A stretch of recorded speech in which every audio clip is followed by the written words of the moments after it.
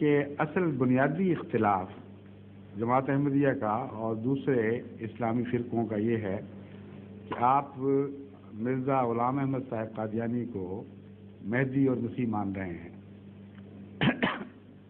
اور دراصل یہی فرق ہے. یہ بات ان کی بالکل درست ہے. باقی جتنے فرق ہیں وہ شاخسانے ہیں ان چیزوں کے، اس اختلاف کے ہی شاخسانے ہیں. بنیادی فرق یہ ہے کہ وہ مہدی اور وہ مسیح جس کے وعدے کیے گئے تھے امت سے وہ آ گیا ہے کہ نہیں، اور اگر آ گیا ہے تو کون ہے. ہم کہتے ہیں وہ آ گیا ہے اور وہ قادیان میں پیدا ہوا، اس کا نام مرزا غلام احمد قادیانی تھا اور ان کی نے ایک جماعت بنائی جو ہم جماعت ہیں. باقی کہتے ہیں نہیں، جھوٹ بولنے والا تھا، کوئی خدا نے نہیں بھیجا، اپنی طرف سے ایک سلسلہ جاری کیا. یہ فرماتے ہیں کہ جہاں تک ہم نے اسلام سنا اور اسلام میں آنے والے کی پیشگوئیوں کا ذکر پڑا، مرزا غلام احمد صاحب قادیانی پر ایمان لانے کی کوئی وجہ نظر نہیں آتی، کیونکہ ان پیشگوئیوں میں اور مرزا صاحب کے حالات زندگی میں ایک بنیادی تضاد ہے. اور وہ تضاد یہ ہوتا ہے کہ پیشگوئیوں کی روح سے ہم پر یہ ظاہر ہوا کہ جب مہدی آئے گا تو دنیا کو عدل سے بھر دے گا اور ہر طرف عدل کا دورہ ہوگا اور انصاف کی ہوا چلے گی. اور ہم نے یہ دیکھا کہ جب سے مرزا غلام احمد قادیانی آئے ہیں ظلم اسی طرح جور اور سفاکی اور ظلم سے بھری ہوئی ہے، اور یہ بات درست نہیں نکلی. یہ دنیا عدل سے بھر جائے گی. دوسری بات، اگر مسیح مانتے ہو تو مسیح کے متعلق صرف مسلمان ہی نہیں بلکہ عیسائی بھی مانتے ہیں، یہود بھی مانتے ہیں کہ جب مسیح آئے گا تو قیامت اس کے ساتھ ساتھ آئے گی اور گویا اس کے ساتھ جڑی ہوئی ہوگی. اور اس کے آنے کے تھوڑے عرصے کے بعد، بعض 40 سال کہتے ہیں، بعض انہوں نے نہیں کہا، میں بتا رہا ہوں، بعض 40 سال کہتے ہیں، بعض اور ویسا بیان کرتے ہیں کہ قیامت جلدی آ جائے گی. اور خود احمدیوں کو مسلم ہے یہ بات کہ قریباً 100 سال ہو گئے ہیں مرزا صاحب کو آئے ہوئے اور کوئی قیامت نہیں آئی. تو ان دو امور کی روشنی میں ہم مرزا صاحب کو سچا سمجھنے کا یا آپ سچا سمجھنے کا کیا حق رکھتے ہیں، یہ ہے ان کا سوال. اس کے پس منظر میں اب میں آپ کو بہت وسیع جواب ہے لیکن میں مختصر کرنا پڑے گا. اشارتاً بعض باتیں کہوں گا، بعض تفصیل سے بیان کروں گا. پہلی بات، ایسا عقیدہ کہ مسیح یا مہدی کے ذریعے وہ واقعہ ہوگا، کچھ واقعہ ہو جائے گا جو اس سے پہلے کسی نبی کو خدا نے تمام کائنات میں توفیق نہیں دی. کیا یہ جائز بات ہے کہ ایسا عقیدہ رکھا جائے؟ سب سے زیادہ عدل کے قیام کرنے کے لیے حضرت اقدس محمد مصطفیٰ صلی اللہ علیہ وآلہ وسلم طاقت رکھتے تھے اور قرآن آپ پر نازل ہوا. عدل کے معنی ہم نے آپ سے سیکھے اور اس کے باوجود حضرت صلی اللہ علیہ وآلہ وسلم کو تشریف لائے ہوئے 1400 سال سے زائد ہو گئے. عدل اس طرح قائم نہ ہوا جس طرح کا یہ تصور مہدی کی طرف منسوخ کرتے ہیں. تو مہدی پھر کیا چیز ہے جو اچانک آ کے دنیا میں عدل قائم کر دے گا؟ ہمارے نزدیک چونکہ ان معنوں میں یہ بات ممکن نہیں ہے اور سلسلہ انبیاء کی گستاخی ہے، حضرت محمد مصطفیٰ صلی اللہ علیہ وسلم کی گستاخی ہے، اس لیے اس بات کو سمجھنے میں غلطی لگی. اور امر واقعہ یہ ہے کہ قومیں سچوں کو پہچاننے سے محروم اسی لیے رہتی ہیں کہ ان کی علامتیں سمجھنے میں غلطی کھا جاتی ہیں. جب علامتیں نہیں سمجھی تو پہچانیں گے کیسے؟ ایک پگڑی والے میں آنا ہو اور آپ ننگے سر کا انتظار کر رہے ہوں تو پگڑی والا آئے گا، آپ کہیں گے تم وہ نہیں، ہمیں بتایا گیا تھا کہ ننگا سر آئے گا. اسی طرح ہمیشہ سے قومیں دھوکہ کھاتی رہی ہیں، علامتوں کے روحانی معنی نہیں سمجھ سکیں اور نتیجتاً ظاہر کو پکڑ کے بیٹھ گئیں اور دھوکہ کھایا. اور ساری انبیاء کا سلسلہ یا ساری انبیاء کے سلسلے کی تاریخ اس بات کی گواہ ہے. سب سے زیادہ واضح علامتیں ہمارے مسلمانوں کے عقیدے کے مطابق حضرت صلی اللہ علیہ وآلہ وسلم کے متعلق تھی قرآن کریم فرماتا ہے کہ نام تک لکھوا دیا گیا تھا پہلے صحیفوں میں، اور تم پڑھتے ہو وہ نام، اس کے باوجود انہوں نے دھوکہ کھایا۔ اس لیے ان کا تصور اور تھا کس طرح آئے گا اور کہاں سے آئے گا۔ وہ منوپلی بنا بیٹھے تھے حضرت اسحاق کے خاندان کی، اور اسماعیل کی طرف سے آنے کا تصور ہی نہیں تھا، اس لیے وہ دھوکہ کھا گئے۔ تو پہلی بات تو یہ ہے کہ آپ پیشگوئی کے مفہوم کو تاریخ کی پس منظر میں سمجھنے کی کوشش کریں، مذہبی تاریخ، عام تاریخ نہیں، مذہبی تاریخ کے پس منظر میں سمجھنے کی کوشش کریں۔ اللہ کی سنت اور رسولوں کی سنت کے خلاف اگر آپ کسی بات کی توقع رکھیں گے تو آپ یقیناً ناکام رہیں گے، ایسا کوئی شخص ظاہر نہیں۔ دوسرا یہ تھوڑا سا ایک منٹ غور کر کے دیکھیے کہ قرآن کریم تو فرماتا ہے من شاء فلیکفر، من شاء فلیؤمن، من شاء فلیکفر ومن شاء فلیؤمن، یا پہلے من یومن تو نہیں آتا ہے؟ ہاں، من شاء فلیؤمن ومن شاء فلیکفر، جو چاہے ایمان لائے، جو چاہے انکار کرے۔ اور قرآن کریم سے ریپیٹڈلی مسلسل پتہ چلتا ہے کہ انسان کو اختیار دیا گیا ہے، اسی لیے اس کو حق ہے انکار کرے یا نہ کرے، اور اسی لیے جزا سزا ہے۔ اگر اختیار نہ ہو تو جزا سزا کا کوئی سوال نہیں۔ اب مہدی کس طرح ظالموں کو ایک دم عدل پہ مجبور کرے گا؟ دو ہی شکلیں ہیں، یا تو اچانک مہدی کو اتنی بڑی سیاسی طاقت حاصل ہو جائے گی کہ وہ تلوار کے زور سے عدل کو جاری کرے گا، یا دلوں میں عدل کو ٹھونسے گا جبکہ پہلے نبی نہیں ٹھونس سکے۔ اور رسول اکرم صلی اللہ علیہ وآلہ وسلم نے جب خواہش فرمائی کہ ساری دنیا مسلمان ہو جائے تو اللہ تعالیٰ نے قرآن کریم میں آپ کو مخاطب کر کے فرمایا کہ تو چاہتا ہے ٹھیک ہے، لیکن اللہ نہیں زبردستی کسی کو مسلمان بنائے گا۔ اس قرآنی آیت کے خلاف کسی حدیث کے معنی کیسے لیے جا سکتے؟ تو اللہ زبردستی ظالموں کو عدل پہ کس طرح مجبور کرے گا جبکہ قرآن فرماتا ہے کہ ہم رسول اکرم صلی اللہ علیہ وآلہ وسلم کی خواہش کے باوجود ان لوگوں کو ہدایت نہیں دیں گے جو ہدایت نہیں پانا چاہتے۔ تو پھر وہ لوگ جو اتنے سفاکی میں مبتلا ہوں اچانک کس طرح عدل پہ قائم ہو جائیں گے؟ آپ غور تو کیجئے، دنیا کی چھوٹی سے چھوٹی ریاست میں بھی آج اتنے مظالم ہو رہے ہیں، اتنا ظلم ہے، اتنی سفاکی ہے کہ یہ کہنا کہ امام مہدی کو آتے ہی وہ توبہ کر کے کہہ دیں گے ہاں ہم ٹھیک ہو گئے، یہ خدائی دخل کے بغیر ممکن نہیں ہے، اور خدا کہتا ہے میں دخل نہیں دوں گا ایسے معاملات میں، اور قرآن کہتا ہے۔ اس لیے اصول ہے کہ ہر وہ حدیث جو واضح طور پر قرآن سے ٹکراتی نظر آئے وہ یا رسول اللہ صلی اللہ علیہ وآلہ وسلم کا کلام ہی نہیں، یا اس کے معنی تم نے غلط سمجھے ہیں، دوبارہ غور کرو اور ایسے معنی بناؤ جو قرآن کے ساتھ مطابقت رکھتے ہیں۔ دوسرا پہلو اب میں زیادہ تفصیل سے کچھ تک بیان کرتا ہوں۔ امام مہدی جب آئیں گے اور وہ عدل سے دنیا کو بھر دیں گے، اس کے دو پہلو ہو سکتے ہیں۔ ایک زبردستی والا جو میں نے بتایا بالکل ناممکن ہے، ہرگز ایسا نہیں ہو سکتا۔ دوسرا یہ کہ خدا تعالیٰ اس زمانے میں امام مہدی کے ظہور کے بعد عدل کی ایک رو چلا دے گا، اور وہ لوگ جو پہلے انسانی عدل کے معاملات میں ظالمانہ رویے رکھتے تھے یا عدل کی قیمت نہیں جانتے تھے، خدا کی طرف سے ایسی ہوا چلے گی کہ قومیں عدل کی طرف متوجہ ہوں گی، اور سوالات اٹھنے شروع ہوں گے، اور ہیومن رائٹس کے مسئلے اٹھیں گے، اور انسان کے ساتھ انصاف کا معاملہ زیادہ سے زیادہ شدت اختیار کرنے لگ جائے گا۔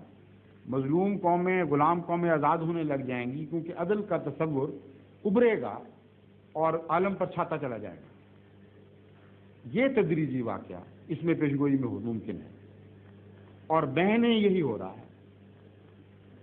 جب حضرت مرزا صاحب تشریف لائے، جب آپ نے دعویٰ کیا، اس وقت کی حالت دیکھیں کہ سوائے مغربی استعماری قوموں کے باقی ساری دنیا غلام تھی، چپا چپا دنیا کا غلام تھا۔ پھر ایک عدل کی تحریک اٹھی، پہلے کالوں کی طرف سے اٹھی، پہلے زردوں کی طرف سے اٹھی، دوسرے لوگوں کی طرف سے اٹھی، پھر رفتہ رفتہ پھیلنی شروع ہوئی، پھر خود حاکم قوموں میں داخل ہوئی، یہاں تک کہ آج سفید قومیں سفید قوم فارم افریقہ کے خلاف اٹھ کھڑی ہوئی ہیں کہ تم کون ہوتے ہو عدل کے خلاف چلنے والے اور ناانصافی کرنے والے۔ تو یہ ہوا تو چلتی ہوئی دکھائی دے رہی ہے، یہ دن بدن پھیلتی چلی جا رہی ہے. سینکڑوں قومیں آزاد ہو چکی ہیں اس عدل کے تصور کے نتیجے میں، اور اقوام متحدہ اور دوسرے ادارے وجود میں آ رہے ہیں، ایمنسٹی انٹرنیشنل بن رہی ہے، دوسری چیزیں متحرک ہو رہی ہیں. اس لیے خدا کی تقدیر اس طرح تدریجاً فیصلے کیا کرتی ہے. دیکھنا یہ ہے کہ اس ہوا کے چلنے کا آغاز ہوا کرے اور وہ پہلے سے بڑی قوت میں، زیادہ قوت کے ساتھ، زیادہ شدت کے ساتھ، زیادہ محسوس ہوتی ہوئی آگے بڑھ رہی ہے کہ نہیں بڑھ رہی. اگر مسلسل یہ رخ ہے تو پھر کسی کا حق نہیں کہ مرزا صاحب سے وہ توقع رکھے جو کبھی خدا نے پہلے نہیں کیا، اور یہ ان کو کہہ سکے کہ ان معنوں میں بھی تم سچے نہیں ہو. عدل کی کوئی ہوا دنیا میں نہیں چلی اور کوئی سلسلہ نہیں جاری ہوا جس کے نتیجے میں ہم کہہ سکیں کہ آخر دنیا عدل تک پہنچے گی. دوسرا پہلو ہے عیسیٰ علیہ الصلوۃ والسلام کے متعلق یہ تصور کہ قیامت ان کے ساتھ جڑی ہوئی ہے.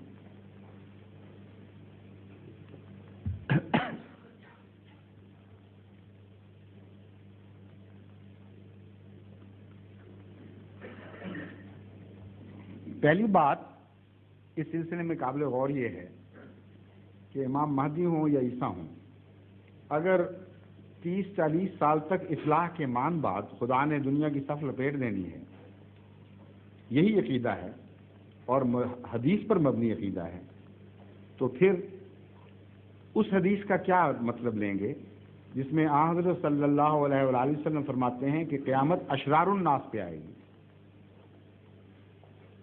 ان لوگوں کی خدا صف لپیٹے گا جو سب سے زیادہ شریر ہوں.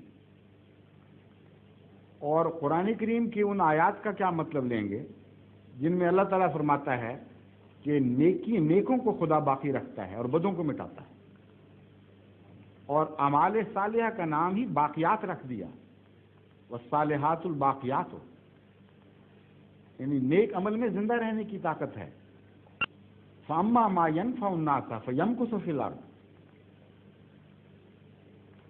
جو کچھ بھی خدا کے نزدیک نفع بخش ہوتا ہے وہ اس کو جاری رکھا جاتا ہے، اس کو مٹایا نہیں جاتا.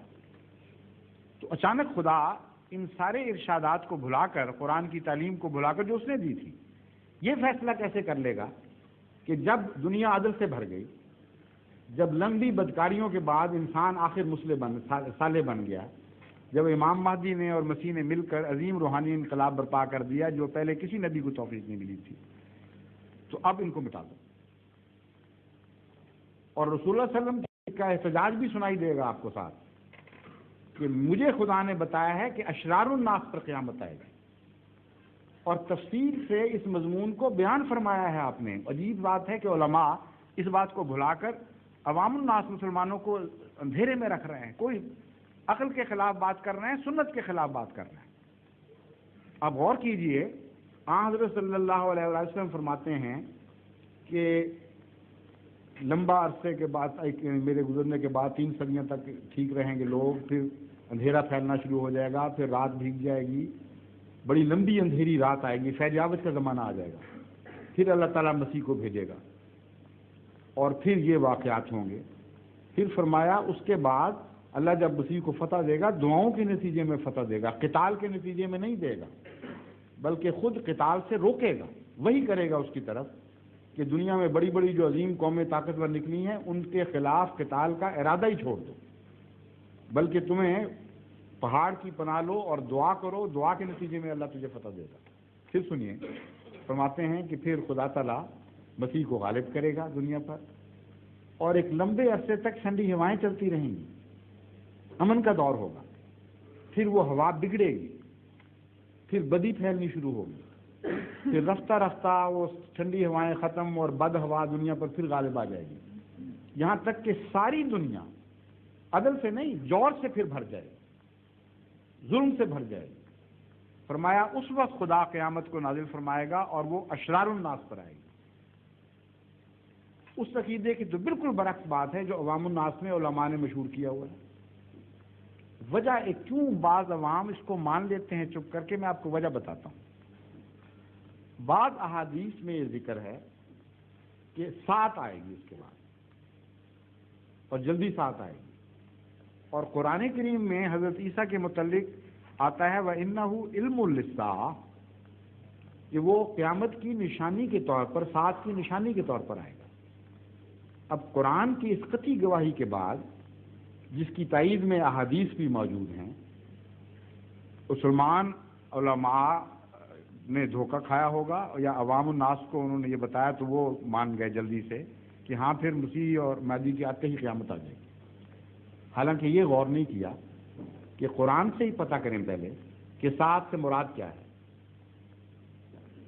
اگر وہ قرآن سے پوچھتے ساتھ سے کیا مراد ہے تو یہ معلوم کر کے حیران رہ جاتے ہیں کہ سوائے 2 نبیوں کے کسی کے ساتھ خدا نے ساتھ کا لفظ نہیں جوڑا۔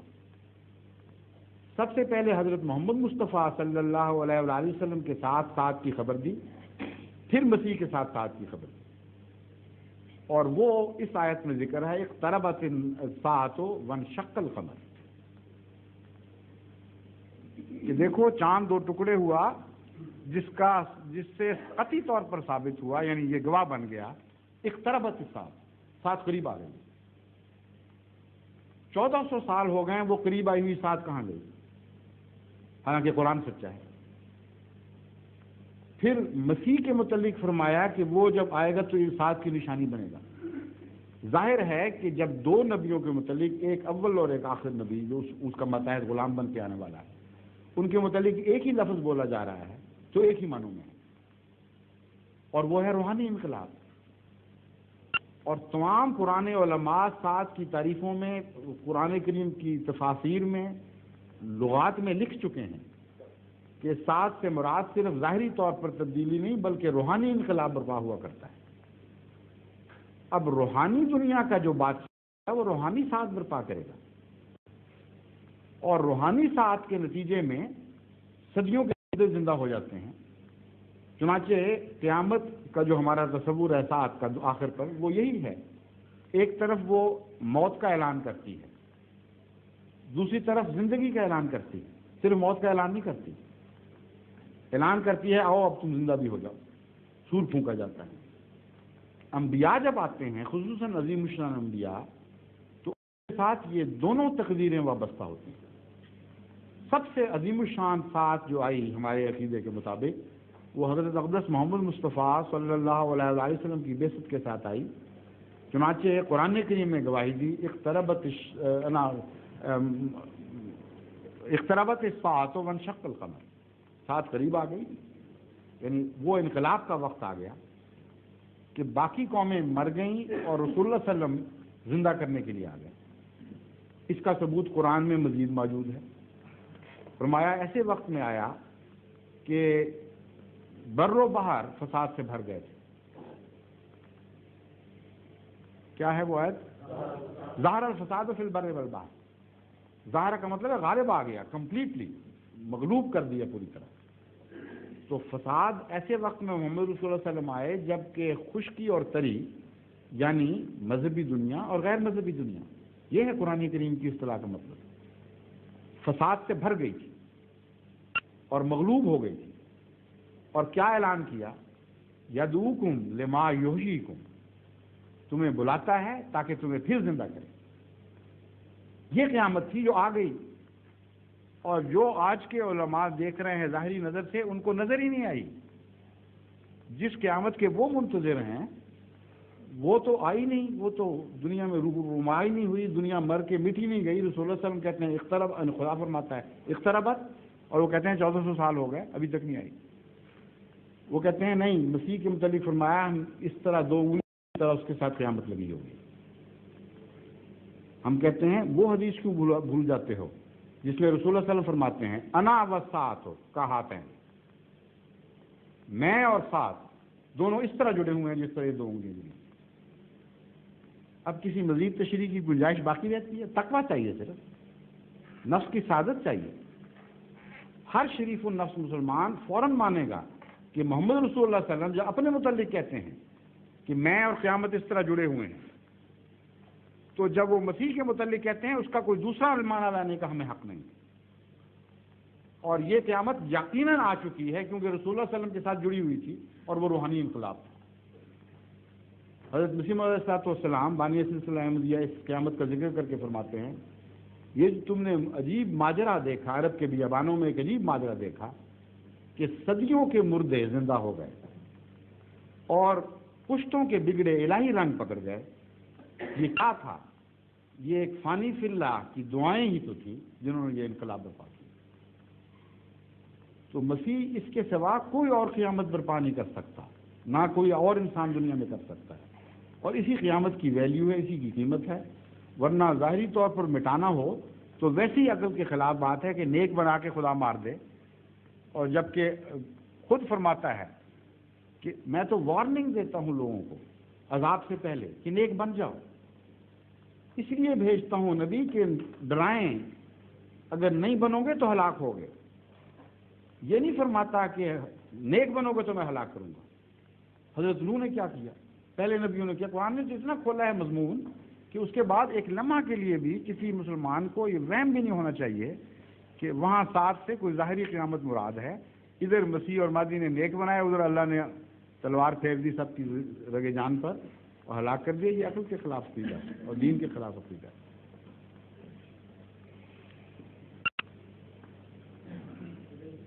ہاں